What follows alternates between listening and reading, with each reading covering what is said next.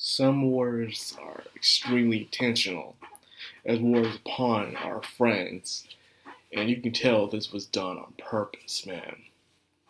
We're seeing a war happening in the past, and we're seeing a war happening in the present, and they're all connected to each other, thanks for certain events that happen.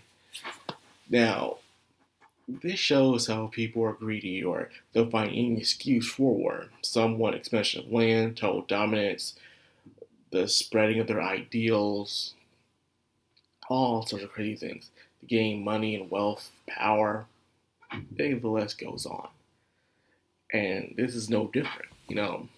Of course, another country will send someone who is completely unprofessional, who claims to be a diplomat, but is not a diplomat, but instead is someone who was sent there knowing the tensions that they will fail and more likely die. So that, oh, well, what do you know? You kill our diplomats. Well, I guess we don't have a choice but to go to war. But to go to war with one person is kind of ridiculous. But I guess that's how it was back then. People back then went to war with crazy things. I remember the original Good Godfather Travels, and I remember one time one of the little people were saying how they went to war because of how a certain way people ate their eggs.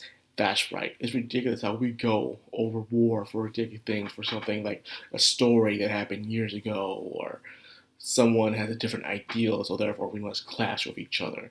That is how we humans are for some reason. We can't just leave each other alone. We have to be right. And if think we're right, we have to spread our rightness, our way of life to everybody else, even if no one wants it. It's just sad. But anyways, Kamiko is no different. She just wants to be left alone, stay in this country, enjoy the food, and be the divine beast that they believe she is. However, the other country really wants us to go to war with that one, but they're using Kamiko as an excuse, like, hey, let's go capture this thing. It did attack one of our fortresses, but it's not going to happen. And because of that, one thing led to another. But now Kamiko decided, hey, I'm going to stay and I'm going to defend this place. Same time, she met the same armored dragon dude from the labyrinth that came along, saying to stop attacking Ariel. But of course, she didn't understand what that meant until she found, oh yeah, my body brain is still alive, but she's inside of Ariel, so she must be attacking Ariel right now as we speak. And because of that, Ariel sees Komoko as a threat. But Komoko can't do anything about it because she has no contact with her body brain. Tell her to stop attacking. At the same time, she refuses not to stop interfering with the humans because she knows that the time of the end is coming. So she wants to do all she can in order to stop that from happening. The man, you just went to this other world knowing it's already going to end. Kinda sucks. So I guess she's in a little tight spot at the same time. You know. Now we see Hugo, Sophia, and all of them, and apparently Sophia's father's right hand man is also part of Ariel's army as well. So I guess something happened for him to join them because he is just a regular human. Unless something happens to him, well, I guess we'll find out. If something terrible does happen, which is a giant foreshadowing, I guess, with that. Now, the last part I want to talk about is the teacher. The teacher's way of her perspective on everything. How in the end she just wanted to save her students. She was a good teacher, actually.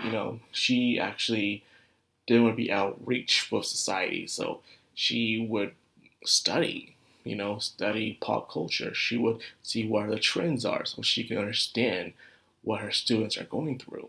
The students saw her as one of them. And because of that, she was able to be a great teacher until that unfaithful day happened. And she was reborn, luckily, as an elf. And with her power of telepathy, she was able to contact the head elf saying, yeah, please save my students. She's pretty much spilled the beans. Her sense of duty in order to protect her students. However, it came with a price. Sometimes hell is paved with good intentions. Well, the path to hell is paved with good intentions. She wanted to protect her students no matter what. If it meant bribery, pure kidnapping, assassinations, whatever it takes, being threatened, anything to get her students back. and it caused the students to hate her. And she asked, "What should like this? Sometimes when you're doing good things, in reality, in a story, of course, it tells you just doing good deeds will bring out good rewards. But it's not like that. Sometimes you try to do something good, you have to get your hands dirty, and people are gonna hate you. At the end of the day, doing the good thing is hard, and it costs a lot. And because of that, people are like, "Oh, I can't believe you did that, man. Oh, man, I hate you, man. Things were going so smoothly until you came along." Of course, that will happen. People will ridicule you for it. Even they themselves will be hypocrites if the tables were turned. But either way, she did what she wanted, but now she's having regrets. But that's how it is. In reality, it's different from fiction sometimes, where you do something good, but you don't feel good while doing it. Or you do something bad. Sometimes you feel good while doing something bad. You know what I'm saying? That's just how it is sometimes, man. You can't help that. So we got like what 4 episodes left. Things seem to be wrapping up. We're finally entering this final battle. I kind of wish we had more explanation on Ariel. Hopefully we do.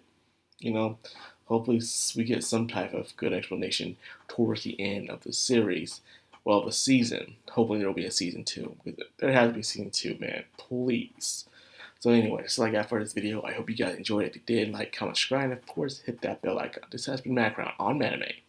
Signing out.